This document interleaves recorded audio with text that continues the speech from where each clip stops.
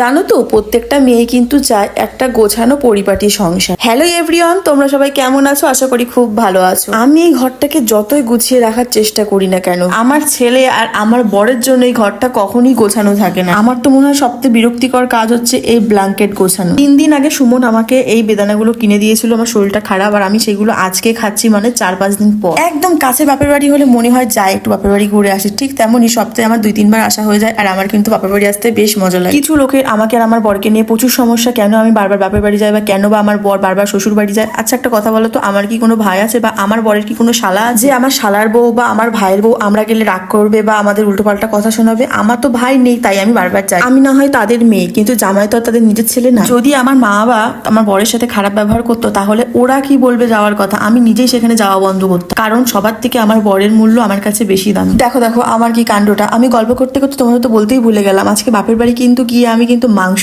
কষা আর তার সাথে কিন্তু পকোড়া ভেজেছি। আর সব থেকে মজাদার কথা কি জানো, মাই কিন্তু রান্নাটা করছিল আর আমি মাকে বললাম, মা আমার তো কোনো ভিডিও নেই, আমাকে ভিডিও করার জন্য কিছু তো পোস্ট করতেই হবে। সেই জন্য ভাবলাম না হালকা করে খুন্তিটা ধরে একটু ভিডিওটা করেই নি। আর বিশ্বাস করো কষানো অব্দি আমি চেষ্টা করেছি করার। মা সবকিছু রেডি করে রেখেছিল আর মশলাটা দেখো বাটিটা থেকে পড়ছিল না, অনেকটা কষ্টের পরে কিন্তু মশলাটা আমি লাস্ট পর্যন্ত দিতে পেরেছি। তো বোন বলছিল দিদি আমার সাথে একটু চল, আমি একটা কুর্তি কিনবো। তারপরে কিন্তু দুইজন মিলে একসাথে চলে গেলাম। আজকে অনেক দিন পরে কিন্তু দুই বোন মিলে গেছিলাম বাজারে। তোমরা দয়া করে আমাকে আর কোনো আজেবাজে কমেন্ট করো না প্লিজ।